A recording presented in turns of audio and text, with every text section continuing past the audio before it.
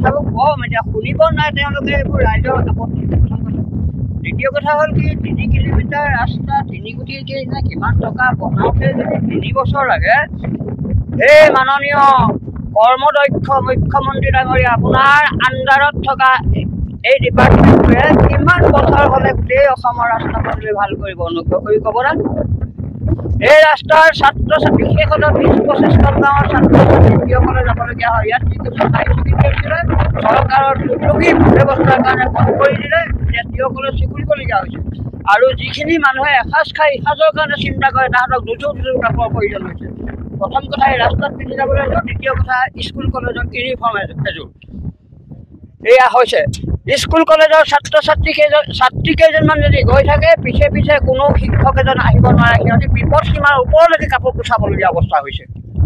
আৰু কোনোবা যদি ভদ্ৰ মহিলা এগৰাকী গৈ থাকে পিছে পিছে ভদ্ৰ মানুহ এজন আহিব নোৱাৰে এয়াই আপোনাৰ মুখ্যমন্ত্ৰী ডাঙৰীয়া পৰিৱৰ্তন এয়াই পৰিৱৰ্তনৰ ছবিয়ে মিছা কথা নকয় তাতিয়ে কয় এইবোৰ ফটোবোৰ দেখিছে যদিহে কিবা স্বৰূপে অচিনাকি মানুহ ৰাতি পৰে তাৰ মৃত্যু নিঘাত সত্য আৰু তাৰ কাৰণে আপোনাৰ ডিপাৰ্টমেণ্ট জগৰীয়া হ'ব নৈতিকভাৱে জগৰীয়া হ'ব গতিকে এই ৰাস্তাটোতে 3 বছৰতকৈ আঢ়ৈ বছৰতকৈ অভাৰ টাইম লাগিছে তাৰ অৰ্থ আমি এইটোৱে কৈছোঁ যে ঠিকাদাৰ বিভাগীয় ইঞ্জিনিয়াৰ আৰু বিভাগ অফিচৰ কৰ্মচাৰী মিলি আহি কৰিছে আৰু নিৰ্দিষ্ট সময়ত চব মাটি শিলগুটি উঠুৱাই দিলে বুলি বিলখিনি উলিয়াই টকাখিনি খাই ৰাইজক আকৌ জীয়াটো ভোগাব সেয়াই পৰিকল্পনা নিঘাত সত্য সেয়াই পৰিকল্পনা মুখ্যমন্ত্ৰী মহোদয় যদি সেয়া নহয় ৰাইজৰ কথা যদি মিছা নহয় তেন্তে আপোনাৰ সেই ডিপাৰ্টমেণ্টক লেকাম লগাওক সেই ঠিকাদাৰজনক লেকাম লগাওক